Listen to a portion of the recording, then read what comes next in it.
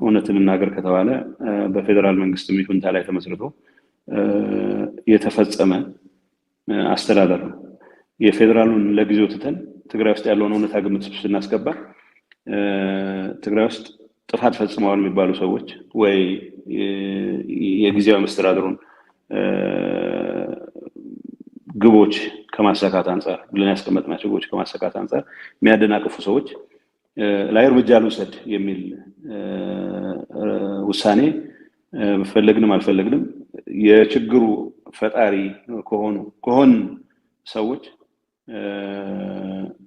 የሆን ሰዎች ችግሩ ፈጣሪ የሚባሉ ሰዎችንም የማገድ ስልጣን ጭምር ይዘን ነው ጊዜያዊ መስተዳድሩ የተቋቋመው።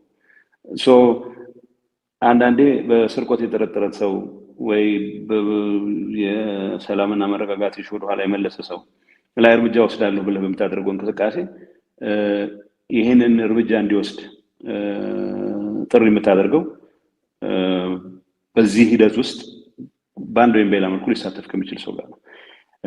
የፖለቲካ ክራይሲስ ፕሪሲፒቴት በማድረግ ረገድ አስተዋጽኦ አድርገናል የምንባል ሰዎች ይሄንን ለመፍታት የምናደርገው እንቅስቃሴ ዞሮ ዞሮ ውሳኔውን የራሱ የችግሩ አካል የሆኑ ሰዎች እንዲፈጽሙት የምታደርገው ነው።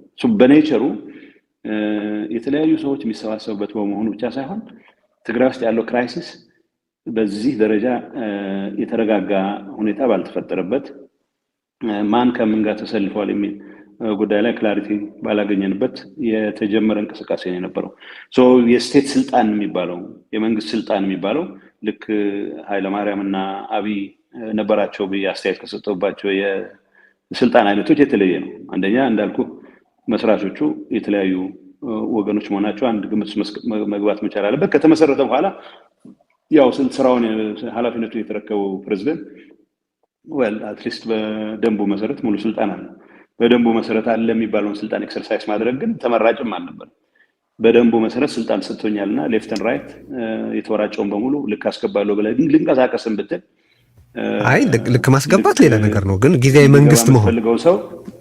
መንግስት መሆን በቃ እንደ ጊዜያዊ መንግስትነቱ በደንቡ ላይ የተሰጡትን ስልጣኖች በህግ ላይ ተመስርቶ ጥቅም ላይ ማዋል ማለት ነው። እዛ ላይ አሁን ከፈጠርኳቸው ነው ለምሳሌ ስህተቶች አንዱ ብዬ የማስበው ጊዜያዊ መንግስት ፕሬዝዳንት ስትሆን እና ጊዜያዊ መስተዳድሩን ስትመራ መስራት ካለባቸው ነገሮች ውስጥ እኔ ያለሁበት ፓርቲ የፈለገው አይነት ፍላጎት ይኖረው የፓርቲው አይደለም የፓርቲው ፍላጎት እንተውና እኔ ያለሁበት ፓርቲ ውስጥ ሊደርሺፕ ከፍተኛ ሊደርሺፕ ውስጥ ያለነው ሰዎች የፈለገ አይነት የስልጣን ፍላጎት ይኖረን ብዙ ግምት ውስጥ ሳናስገባ ያስቀመጥናቸው ዓላማዎች አሉ። አንደኛ ከጦርነቱ ካስከትሎ እልቂት ጋር በተያያዘ የታዩ ከመፈናቀል ከሉዓላዊነት መከበር ጋር ያሉ ጉዳዮችን መፍታት፣ የማህበራዊ ግልጋሎት ወደ ኖርማል እንዲመለስ ለማድረግ የሚያስችሉ ስራዎች መስራት፣ የፍትህ የጸጥታ ጉዳዮች አድረስ ማድረግ፣ ለዲሞክራሲያዊ ስርዓት ግንባታ መደላደል የሚሆኑ አንዳንድ ጅምር የሪፎርም ስራዎች መስራት፣ በመጨረሻ የዳግም ግንባታ መሰረት ሊሆኑ የሚችሉ ስራዎች መስራት ብለን ያስቀመጥናቸዋል። እነዚህ ላይ ትኩረት አድርጎ እንደመስራት ጊዜያዊ መስተዳድሩ ከመቋቋሙ በፊት ጦርነቱ ከመጀመሩ በፊት የነበረው መንግስት የሚመራው ኃይል በዚህ ጉዳይ ላይ ሙሉ ኮንትሮል አለኝ ብሎ አምኖ ስህተትም ሆኖ ማለት ነው ይሄ ስህተት ነው ብሎ ሄድ ኦን ከመላተም ይልቅ ነገሮችን ለማቀራረብ የተደረጉ ጥረቶች ስራችንን ከመስራት እንዳልከው ከጊዜያዊ መስተዳድሩን ስራዎች ከመስራት ይልቅ ጊዜያዊ መስተዳድሩን ስለመረዳት እና ለጊዜያዊ መስተዳድሩ የጊዜያዊ መስተዳድሩን ማን ነው የሚቆጣጠረው የሚለውን ነገር ለማስረገጥ የሚያስችሉ ጉንጭ አልፋ ክርክሮች ማድረግ ነው ጊዜያችንን ያሳለፍነው። ከዚህ አንፃር እንደኔ እንደ መስተዳድሩ መሪ ያጠፋሁት ብዙ ጥፋት አለ፣ ያባከንኩት ብዙ ጊዜ አለ።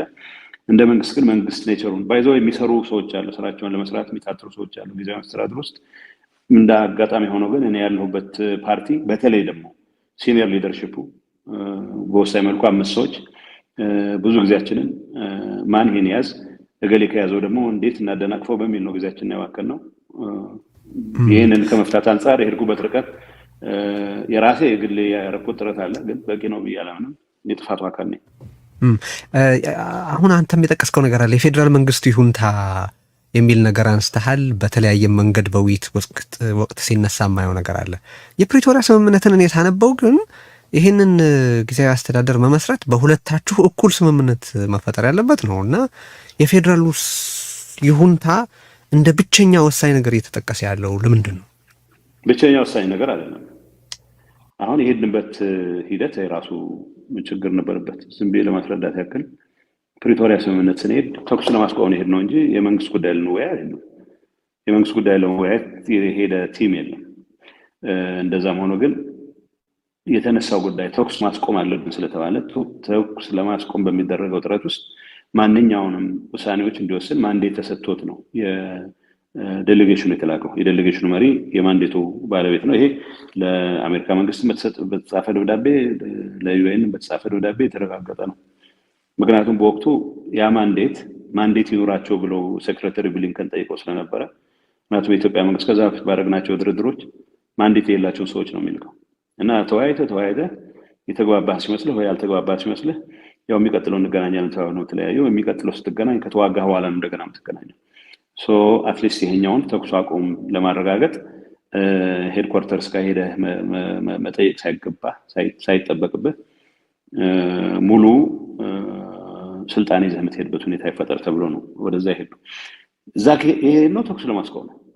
ግን የኢትዮጵያ መንግስት በዛን ሰዓት የበላይነት አለኝ ጦር ሜዳ ውስጥ ብሎ ያምን ስለነበር አንዳንዱ በውሸት ላይ የተመሰረተ ትርክት ነበር። መቀሌ እንዴት ለቃችሁ ወጣችሁ? ምነው ኦባሳንጆ ቢጠይቁን እንዴት ይችላችሁ ከኤርፖርት ወጣችሁ? ምክንያቱም መቀለ ተከባለች የሚል ነገር ነበረ በኢትዮጵያ መንግስት የሚራመድ የነበረው። እሱ እንዳልሆነ አስረድተንም ጭምር ነው። በአንድ ቀን በሁለት ቀን ብዙዎቻችን ልብስም ይዘን አልሄድንም። አማራጭ ልብስም አልነበረኝም። እነዚህ ማልፋት ሄደን እሱን ተኩስ አቁም ለመፈራረም ግን ደግሞ ሙሉ ማንዴት ይዘን ኢንፋክት ተኩስ ለማስቆም በምናደርገው ጥረት ውስጥ ዲል አፋራሽ የሚባሉ ነገሮች እንዳይኖሩ ብለን ኢብን ኤርትራ ሰራዊት አልወጣም ካለ ዲል አፋራሽ እንዳይሆን፣ የምዕራብ ትግራይ ዲል አፋራሽ እንዳይሆን ብለን በሴንትራል ኮማንድ ወስነን ሄድን። ይሄንን ይዘን ከሄድን በኋላ ጉዳዩ ወደ ምን ተቀየረ? አይ እናንተ ስለማትታመኑ ፐርማነንት ሰሴሽን ኦፍ ሆስቲሊቲስ ሊትሬቸር ውስጥ ብዙም የለም ፐርማነንት ሰሴሽን ኦፍ ሆስቲሊቲስ። ስለዚህ ተኩስ አቁም ብቻ ሳይሆን ቋሚ ተኩስ አቁም ነው ማድረግ ያለብን የሚል ይዘው መጡ። የፕሪንሲፕሎች ኢሹ መከራከር ጀመረ። የፕሪንሲፕሎች ኢሹ ምንም የሚያጠያይቁ አይደሉም። አንድ ሰራዊት ይኖረን፣ አንድ ሀገር ይኖረን፣ አንድ ህገ መንግስት እንገዛለን። ብዙ ሳንጨቃጨቅ ምናልባት አንድ ሁለት ቀን በተደረገው ውይይት አለ። ተኩስና አቁም በምንልበት ሰዓት ሌሎች ኢሹዎች ይዘው መጡ። እጅ ስጡ የሚል ነው። ምክንያቱም የእነሱ ኤክስፔክቴሽን የነበረው ከምንድን ነው ከመስቀል በፊት መቀለ እንገባለን የሚል ፉከራ ስለነበረ እየተራዘመ በሄደ ቁጥር እሱ አልሆነም። ጥቅምት 23 በፈረንጆች አቆጣጠር በምንገናኝበት ሰዓትም ቢሆን በተፈለገው ፍጥነት ሊሄድ አልቻለም። እጅ ስጡ የሚለው በ24 ሰዓት እጅ ስጡ የሚለው ጥያቄ ወደ 72 ሰዓት ከዛ በእኛ በኩል ኦኬ ዲስአርማመንት የሚባል ነገር እንደሚመጣ ኤክስፔክት ታደርጋለህ። ያ ነገር ከተፈጠረ በኋላ ግን ተኩስ ልናቆም ስለሆነ ሄድ ነው ሌሎች ጉዳዮች በሰዓታቸው ነው መታየት ያለባቸው በሚል ኤክስፔክቴሽን ነው። ዞሮ ዞሮ ተኩስ መቆም ስለነበረበት በእኛ በኩል ሙሉ እምነት ተኩስ ማስቆም ስለነበረ 10 ቀን ከወሰደ ውይይት በኋላ መቀለ በፌደራል ትተዳደራለች፣ ትግራይ በኢንተሪም አድሚኒስትሬሽን ትተዳደራለች ወዘተ ነው የሚለው። ከእጅ መስጠት ወደ ኢንተሪም አድሚኒስትሬሽን የሄድንበት ርቀት ራሱ እንደ ፕሮግረስ ነው መቆጠር ያለበት። ምክንያቱም እጅ ስጡ ነው ሲባል ነው። ሁለት አልስማማ ያለኝ ነገር መሰለ ጌታቸው። ሙሉ ማንዴት እንደነበራችሁ ገልጸህልኛል። ሙሉ ማንዴቱ አሁን በመንግስት ጉዳዮችን መወያየትም ጭምር የሚጨምር ነው። ሙሉ ማንዴት ተኩስ ለማቆም ከሆነ አንድ የተገለጸ ዓላማ ነበረው ማለት ነው። እሱን ይሄ ሙሉ ማንዴት መኖሩና ተኩስ ለማቆም ብቻ መሄድ የሚታረቀው እንዴት ነው? ያ ሙሉ ማንዴት ማለት ምን ማለት ነው? ከተኩስ ማቆም ውጭ ያለ ተኩስ ለማስቆም የሚያስችሉ ሁሉንም እርምጃዎች፣ ሁሉንም ጉዳዮች ለመወሰን ነው። ምክንያቱም ምንም ይሁን የሚጠየቀውን ሁሉ በመፈጸም ምን ሊያነሱ እንደሚችሉ አንቲሲፔት ያደረግናቸው ነገሮች አሉ አስቀድመን ማለት ነው። ይህን ሊሉ ይችላሉ፣ ዲዲአር ሊሉ ይችላሉ፣ ወዘተ የሚባሉ ነገሮች ያነሳናቸው ነበሩ። ግን ተኩስ ለማስቆም እስከወሰነ እስካስቻለ ድረስ ሁሉ ነው። በዚህ ሰዓት ውስጥ የመንግስት ጉዳይ አይደለም ልንወያይ። ይሄን ነው ፖለቲካል ጉዳይ ባይዘው ዲስከስ አላደረግም። ምንም ያነሳነው ፖለቲካል ዲስከሽን የለም። በመጨረሻ ወረቀቱ ማለት ተደራድረን ፕሮባብሊ 9ኛው 8ኛው ቀን ላይ የኡሁሩም አስተዋጽኦ አርፎበት ትንሽ ፕራይቬት ሁሉም አይነት ከኢትዮጵያ መንግስትም ወክለው የመጡት የተለያየ ኢንትረስት ያላቸው ናቸው። አንዱ በኃይል በመከላከያ እርዳታ የተያዘ የሚለው መሬት ማቆየት ይፈልጋል። አንዱ ሌላ ለየት ያለ ዓላማ ያለው አለ። ስለዚህ ይህንን ከማጥበብ አንፃር እስኪ ጠበብ ያለ ግሩፕ ዲስከስ እናድርግ ተብሎ ወደ ተኩስ አቁሙ ፈጥኖ ለመምጣት በተለይ አሜሪካኖቹና ፕሬዚደንት ኬንያታ በዚህ ጉዳይ ላይ ሙሉ ተጽዕኖ ማድረግ ስለጀመሩ በኦባሳንጆ ለምሳሌ ስለ ቢያፈራ ነበር የሚያወሩት። በቃ እጅ መስጠት እኮ የዓለም መጨረሻ አይደለም ነበር የሚሉን። ዓላማው እሱ ነው የነበረው። በዚህ አንፃር ተኩስ የማስቆም ግዴታ በጣም ከፍተኛ የተወሰበሰበ ዲማንድ መሬት ላይ ነበር። ያ ከሰራዊታችን የመዋጋት አቅም ጋር የሚያያዝ ነገር አይደለም። ከሰራዊታችን ጀግንነት ጋር የሚያያዝ ነገር አይደለም። በዛን ሰዓት እንደ ፖለቲካል ሊደርሺፕ አሁንም ቢሆን የምጸጸትበት መስራት የነበረብንን ስራ የቤት ስራ ባለመስራታችን ምክንያት የተፈጠሩ ሁኔታዎች ነበሩ። በብዙ መልኩ ሰራዊታችን ከዛ በፊት ነው ከስምምነቱ በፊት ነው ወይስ በኋላ ሁሉን ነገር ጨርሶት ነበር? ኖ ስምምነቱ በመደረግ ሂደት እኮ በጦርነት መሀል ያለን እኮ ነው። መቀሌ ለመግባት በሚደረግ የኢትዮጵያ መንግስት መቀሌ ኦልሞስት ከብብ ያለው ባለበት ሰዓት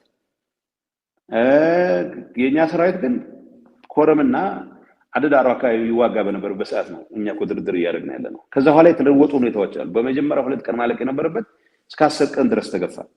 መጨረሻ የግድ ኖ ማተር ዋት የቀረቡት ነገሮች ምንም ይሁኑ ምን ተኩስ የማቆም ስምምነቱን ፈርምና ሊትራሊ ማለት ማንዴት አለ እንዳልኩ ማንዴት ለሁሉም ነው የተሰጠን።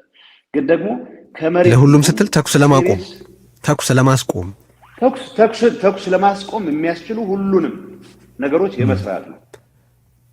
እዚህ ውስጥ አሁን ተኩስ ለማስቆም መሳሪያ አስረክባለሁ ብትል አስረክብ ብትባል እሺ አስረክባለሁ ትላለህ። ሂደት እኮ አለው ገብቶሃል? ይሄን ሂደት ተኩስ ለማስቆም እንጠቀምባት ነው። አይ መሳሪያማ አላስረክብም ብለህ መንግስትም አላስረክብም ብለህ ልትሟገት አትችልም። ምክንያቱም መንግስትነት ኢን ዘ ፈርስት ፕሌስ ጦርነቱ የተነሳው መንግስት ያስባለህ ምርጫ ህገ ወጥ ነው ባለ መንግስት ነው። ስለዚህ የመጀመሪያው ዙር ላይ ተስማማ ነው።